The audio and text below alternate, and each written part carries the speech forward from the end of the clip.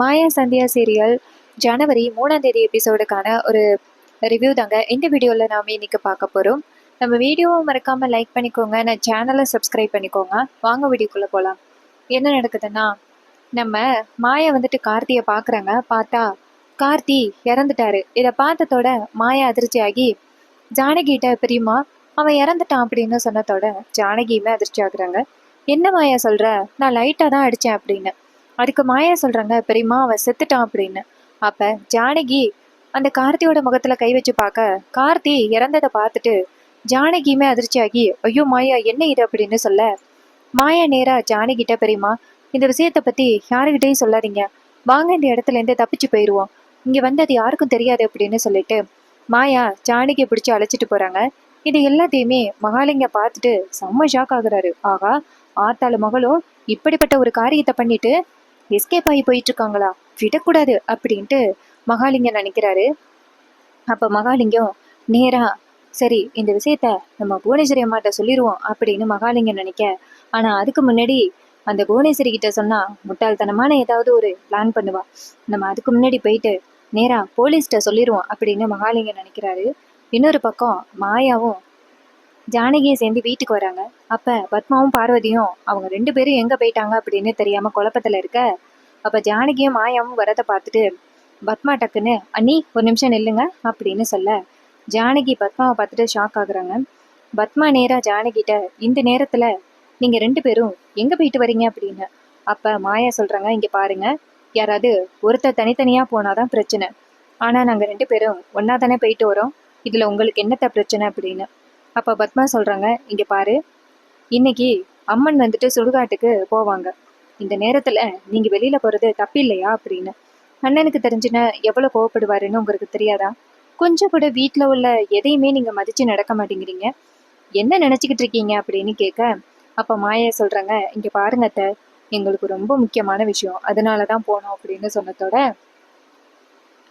இதை கேட்டுட்டு உடனேயே பத்மாவும், வர வர நீங்க 2 பேருமே சரியில்லை, கண்டிப்பா ஏதோ ஒரு பிரச்சனை நடந்திருக்கு அப்படின்னு சொன்னதோட ஜானகி கொஞ்சம் பதட்டப்படுறாங்க. அப்ப மாய நேரா பத்மாவை பார்த்து, இங்க பாருங்கத்த, எப்ப பார்த்தாலும் எங்க மேலேயே பழி போடாதீங்க அப்படின்னு சொல்லிட்டு நம்ம மாயா ஜானகியை கூட்டிகிட்டு போறாங்க. நேரா அவங்க ரூமுக்கு போனதோட பத்மா சொல்றாங்க, கண்டிப்பா ஏதோ பெரிய விஷயம் நடந்திருக்கு, அண்ணியோட முகத்தை பார்த்தியா அப்படியே பேரஞ்ச மாதிரி இருக்கு, கண்டிப்பா ஏதோ ஒண்ணு நடந்திருக்கு பார்வதி அப்படின்னு சொல்ல, பார்வதி சொல்றாங்க, இங்க பாருங்க, என்ன நடந்தாலும் நம்ம செஞ்சா மட்டும்தான் தப்பு, அவங்க செஞ்சா எந்த விதத்துலயும் தப்பே இல்லை அப்படின்னு ஏதாவது நாடகம் போட்டு பண்ணிடுவாங்க, நம்ம இதுக்கு மேலேயும் என்ன சொல்ல முடியும் அப்படின்னு. இதை கேட்டதோட பத்மாவும் ஆமா அப்படின்னு சொல்றாங்க. அதுக்கப்புறமா பத்மா சொல்றாங்க, நம்ம பேசி என்ன பண்றது, நீ போயிட்டு ரெஸ்டட் அப்படின்னு சொல்ல பார்வதியும் சரி அப்படின்னு சொல்லிட்டு அந்த இடத்துல இருந்து போறாங்க. அப்ப நம்ம பத்மாவும் நேரா அவங்களோட ரூமுக்கு போறாங்க. இன்னொரு பக்கம் மாய நேரா ஜானகிட்ட, பெரியம்மா அப்படின்னு சொல்ல, அப்ப ஜானகி ஒரே பதட்டமா இருக்கிறத பார்த்துட்டு மாயா நேரா ஜானகியோட கையை பிடிச்சி, இங்க பாருங்க பெரியம்மா, சொல்றதை கேளுங்க அப்படின்னு. அப்ப ஜானகி நேரா மாயாவை பார்த்து, மாயா எவ்வளவு பெரிய விஷயத்த பண்ணிட்டேன் அப்படின்னு. அப்ப மாயா சொல்றாங்க, பெரியம்மா அவன் நல்லவனே கிடையாது, தனவோட வாழ்க்கையை அழிக்கிறதுக்காக பல வகையில முயற்சி பண்ணவன், அவனை இந்த மாதிரி பண்ணத்துல எந்தவித தப்பும் இல்லை, ஒரு அம்மன் மாதிரி வந்து அவனை வதம் பண்ணிட்டீங்க, இல்லைன்னா எனக்கு என்ன ஆகியிருக்கும்னு உங்களுக்கு தெரியுமில்ல அப்படின்னு. அப்ப ஜானகி சொல்றாங்க, இந்த விஷயம் மட்டும் அவருக்கு தெரிஞ்சிச்சுன்னா எவ்வளவு பெரிய பிரச்சனையாகும் அப்படின்னு. இதை கேட்டுட்டு மாயா சொல்றாங்க, பெரியம்மா கவலைப்படாதீங்க, எந்தவித பிரச்சனையும் வராது, பிரச்சனை வராம நான் பாத்துக்கிறேன் அப்படின்னு. இதை கேட்டதோட ஜானகி சொல்றாங்க, இல்லம்மா எனக்கு ரொம்ப பயமா இருக்கு, நான் போயிட்டு சரண்டர் ஆகிடுறேன் அப்படின்னு. அதுக்கு மாயா சொல்றாங்க, பெரியம்மா பொறுமையா இருங்க, அந்த வீட்டுக்கு யாரு போனான்னு யாருக்குமே தெரியாது, நீங்க கவலைப்படாதீங்க, அவன் குடிச்சிட்டு கீழே விழுந்து செத்துட்டான்னு சொல்லிடலாம் அப்படின்னு. இதை கேட்டதோட ஜானகியும் சரி அப்படின்னு சொல்றாங்க. இன்னொரு பக்கம் நம்ம மகாலிங்கத்தை காமிக்கிறாரு. மகாலிங்கம் வீட்டுக்கு போயிட்டு ஒரே பதட்டமா இருக்காரு. ஆத்தால மகளும் எவ்வளவு பெரிய காரியத்தை பண்ணிட்டு சுலபமா வீட்டுக்கு போயிட்டாளுங்க அப்படின்ட்டு மகாலிங்கம் ஒரே பதட்டமா இருக்காரு. அப்பன்னு பார்த்து அந்த சாரு வந்துட்டு, அப்பா என்னப்பா உங்க முகமே சரியில்லை, ஏதாவது பிரச்சனை அப்படின்னு கேட்க, அப்ப மகாலிங்க சொல்றாரு, அதெல்லாம் ஒண்ணு இல்லம்மா அப்படின்னு.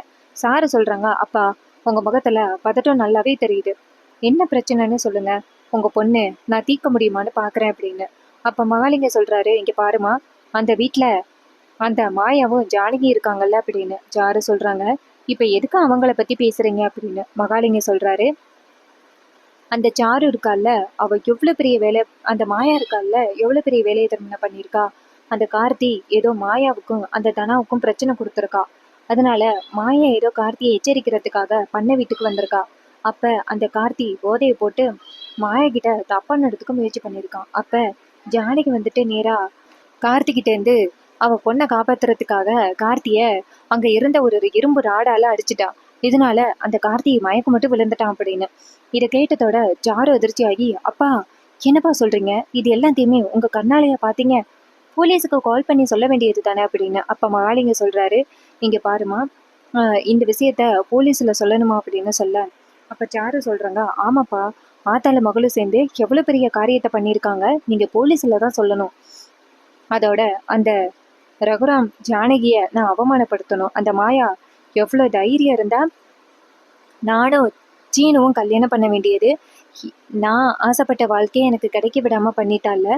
அப்ப அவளை போலீஸ்ல பிடிச்சு கொடுக்கறதுல எந்த தப்பும் இல்லை. நீங்க கிளம்புங்கப்பா, போலீஸ்ல போயிட்டு சொல்லுங்கப்பா அப்படின்னு. அப்ப மகாலிங்க சொல்றாரு, நான் கூட யோசனை பண்ணிக்கிட்டு இருந்தேம்மா, எங்க அந்த ரகுராமோட குடும்பம் பாவம், அந்த ஜானகி வந்துட்டு அவமானப்படுவான்னு நினைச்சேன். நீ நல்ல யோசனையா தான் சொல்லியிருக்க அப்படின்னு. இதை கேட்டதோட சாருவும், சரிப்பா நீங்க இப்பயே கிளம்புங்க அப்படின்னு. இது கேட்டதோட மகாலிங்கமும் சரிம்மா அப்படின்னு சொல்ல, இன்னொரு பக்கம் அந்த புவனேஸ்வரியை காமிக்கிறாங்க. புவனேஸ்வரி நேரா பசுபதி கிட்ட, அந்த கார்த்தி எங்க, வீட்டுக்கே சுத்தமா வரமாட்டேங்கிறான் அப்படின்னு. அப்ப பசுபதி சொல்றாரு, இங்க பாருமா, அவன் அந்த பண்ணை வீட்டிலே இருக்கேன்னு சொல்லி கண்டதையும் குடிச்சிட்டு இப்படி கிடக்குறான் அப்படின்னு. இதை கேட்டதோட புவனேஸ்வரி சொல்றாங்க, இங்க பாருண்ணா, நீங்க தான் அவனை எப்படியாவது திருத்தணும். இந்த விஷயம் மட்டும் அந்த ரகுராமோட குடும்பத்துக்கு தெரிஞ்சிச்சுன்னா ரொம்ப பெரிய பிரச்சனை ஆகிரும். அப்புறம் சுலபமா ரகுராம் சொல்லுவான், இந்த மாதிரி ஒரு பொறுக்கிக்கு என் பொண்ணை கல்யாணம் பண்ணி கொடுக்காது நல்லது, கதிர் தான் ஏத்தமான மாப்பிள்ளை அப்படின்னு சொல்லிடுவான். நம்ம எப்படியாவது அந்த தனாவையும் கார்த்தியையும் கல்யாணம் பண்ணி வைக்கணும் தானே நம்மளோட பிளானு. இங்க பாருண்ணா, அவனை இந்த மாதிரி நீ ஊர் சுத்த விடுறது எனக்கு கொஞ்சம் கூட பிடிக்கல அப்படின்னு. பசுபதி சொல்றாரு, ஏம்மா நானா அவனை ஊர் சுத்த விடுறேன், ஏன் சொன்ன பேச்சு கேட்காம திரியறதுக்கு நான் என்னதாம்மா பண்றது அப்படின்னு. அதுக்கு அந்த புவனேஸ்வரி சொல்றாங்க, அண்ணா நீங்க போயிட்டு அவனை கூட்டிட்டு வாங்க, அவன்கிட்ட ஒரு முக்கியமான விஷயம் பேசணும். ஏதோ அந்த தனாவை அவமானப்படுத்த போறேன்னு சொல்லிக்கிட்டு இருந்தான், ஆனா 2 நாளா பாக்குறேன் வீட்டுக்கே வரல, ஏதாவது முட்டாள்தனமான காரியத்தை பண்ண போறான், அவனை கூப்பிடுங்க அப்படின்னு. பசுபதி சொல்றாரு, சரிம்மா நான் அவனுக்கு ஃபோன் பண்ணி பாக்குறேன் அப்படின்னு சொல்லிட்டு ஃபோன் அடிக்கிறாங்க. பார்த்தா அந்த கார்த்தி ஃபோன் எடுக்கவே இல்லை, ஃபோன் அடிக்கதே தவிர்த்து எடுக்கல. அப்ப புவனேஸ்வரி கேட்குறாங்க, என்னன்னாச்சு, ஃபோன் எடுக்கிறானா இல்லையா அப்படின்னு. பசுபதி சொல்றாரு, என்னென்ன தெரியலம்மா, ஃபோனை எடுக்க மாட்டேங்கிறான் அப்படின்னு. புவனேஸ்வரி கேட்குறாங்க, கடைசியா எப்போ நான் பேசினேன் அப்படின்னு. நேற்று சாயந்தரம் பேசினதுமா அப்படின்னு பசுபதி சொல்ல, புவனேஸ்வரி சொல்றாங்க, சரி காலையில வரலைன்னா நம்ம நேராக பண்ண வீட்டுக்கு போயிட்டு அவனை கொஞ்சம் வான் பண்ணணும் அப்படின்னு. இது கேட்டதோட பசுபதியும் சரிம்மா அப்படிங்கிறாங்க. பொழுது விடியுது. அப்ப பசுபதி சொல்றாரு, ஏம்மா கார்த்தி இன்னும் வரல அப்படின்னு. அப்ப புவனேஸ்வரி சொல்றாங்க, இன்னும் வரலையா, அவன் எப்பவும் காலையிலே வந்துருவானே, ஒரு வேலையாவது சாப்பிட்றதுக்கு வீட்டுக்கு வந்துருவான், இன்னும் என்ன வரல, சரி வாண்ணா நம்ம போயிட்டு என்னன்னு தான் பார்த்துட்டு வருவோம், கொஞ்சம் கூட சொன்னதே கேட்க மாட்டேங்கிறான் அந்த பையன் அப்படின்னு சொல்லிட்டு 2 பேருமே சேர்ந்து நேரா கார்த்தியை பார்க்கறதுக்காக அந்த பண்ணை வீட்டுக்கு போறாங்க. அப்ப பைக்கு வெளில கிடக்கு. பசுபதி சொல்றாரு, ஏம்மா பைக் இங்கதான் கிடக்கு, அவன் வீட்டுக்குள்ளதான் இருப்பான் மாமா அப்படின்னு சொல்ல, புவனேஸ்வரியும் சரிண்ணா அப்படின்னு சொல்லிட்டு நேரா உள்ளார போறாங்க. அங்க போய் பார்த்தா கார்த்தி வந்துட்டு காணோம். அப்ப ஒவ்வொரு ரூமா தேடிக்கிட்டு இருக்கும் பொழுது புவனேஸ்வரி ஒரு ரூமை திறந்து பாக்குறாங்க. பார்த்தா அங்க கார்த்தி ரத்த வெள்ளத்துல கிடக்குறாரு. இதை பார்த்ததோட புவனேஸ்வரி கத்துறாங்க, ஐயோ அண்ணா அப்படின்னு. அப்ப பசுபதி வந்து புவனேஸ்வரி கிட்ட என்னமாச்சு அப்படின்னு சொல்ல, அங்க கார்த்தி மயக்கம் மட்டும் கிடத்து ரத்த வெள்ளத்துல கிடக்கிறத பார்த்துட்டு பசுபதி அதிர்ச்சி ஆகுறாரு. ஐயோ என்னம்மா இது அநியாயம் அப்படின்னு சொல்லிட்டு வந்து பாக்குறாங்க. பார்த்தா அங்க நிறைய போதைப் பொருள் எல்லாமே இருக்கு. அதை பார்த்ததோட பசுபதி சொல்றாரு, எம்மா குடிச்சு குடிச்சு இப்படி கீழே விழுந்து இறந்துட்டானே அப்படின்னு சொல்ல, புவனேஸ்வரி இப்படி குடிச்சு குடிச்சு கடைசியில அவன் உயிரே போயிட்டேன் அப்படின்னு சொல்லி புவனேஸ்வரி அழுகுறாங்க. அப்ப பசுபதி சொல்றாரு, இங்க பாருமா புவனேஸ்வரி அழாதம்மா அப்படின்னு சொல்ல, புவனேஸ்வரி சொல்றாங்க, இவன் இப்படி பண்ணுவான்னு நான் எதிர்பார்க்கவே இல்லையே அப்படின்னு சொல்லிட்டு அழுகுறாங்க. இதை கேட்டுட்டு பசுபதி சொல்றாரு, பொறுமையா இருமா அப்படின்னு. இன்னொரு பக்கம் ஊர்ல உள்ள எல்லாருக்குமே தெரிய வருது, இது மாதிரி புவனேஸ்வரியோட ஆஹ் அண்ணன் பையன் வந்துட்டு குடிச்சிட்டு இறந்துட்டான் அப்படின்னு. இது எல்லாருக்குமே தெரிய வருது. இதை கேட்டதோட எல்லாருமே ஷாக் ஆகுறாங்க. ரொம்ப நல்ல பையனா தானே இருந்தான், இப்பதானே ரீசெண்டா தனா கூட கல்யாணம் ஆகலைன்னு இருந்துச்சு. சரியான குடிக்கார பையனையா வந்துட்டு ரகுராம் ஐயா தனாவுக்கு கல்யாணம் பண்ணி வைக்கணும்னு நினைச்சாங்க. நல்ல வேளை, ஏதோ ஒரு கடவுள் அந்த பொண்ணை காப்பாத்திருக்கு அப்படின்னு சொல்லி பேசிக்கிறாங்க. அப்ப ரகுராமோட வீட்டுக்கும் தெரிய வருது. அப்ப ரகுராம வீட்டுக்கு வந்து ஓடி வந்து ஒருத்தர் சொல்றாரு, ஐயா இது மாதிரி புவனேஸ்வரி அம்மாவோட பையன் இருக்காங்கல்ல கார்த்தி, அந்த பையன் குடிச்சிட்டு பண்ணை வீட்டுல இறந்து கிடக்குறானா அப்படின்னு. இதை கேட்டதோட ரகுராம் அதிர்ச்சி ஆகுறாரு. வீட்டுல உள்ள எல்லாருமே ஷாக் ஆகுறாங்க. அப்பன்னு பார்த்து ரகுராம் சொல்றாரு, கார்த்தி ரொம்ப நல்ல பையன் தானே, அவன் குடிப்பானா அப்படின்னு. அப்ப அவர் சொல்றாரு, இங்க பாருங்க ஐயா, அந்த பையன் பண்ண வீட்டுல தங்குறதுக்கே அதுக்காக தான், ஃபுல்லா குடிக்கிறதுக்காக அப்படின்னு. இதை கேட்டதோட ரகுராம் ஷாக் ஆகுறாரு. சிவா சொல்றாரு, அண்ணா அப்படி ஒரு குடிக்காரனுக்கா நம்ம பொண்ணை கல்யாணம் பண்ணி வைக்கணும்னு நினைச்சோம், நல்ல வேளை கடவுளா பார்த்து காப்பாத்திட்டு அப்படின்னு. அப்ப ரகுராம் அமைதியா இருக்க சிவா சொல்றாரு, அண்ணா அவன் சரியான குடிகாரனா தான் இருந்திருக்கான், நமக்கு தான் இத்தனை நாளும் அவனை பத்தி தெரியாம இருந்திருக்கு அப்படின்னு சொல்லி பேசிக்கிறாங்க.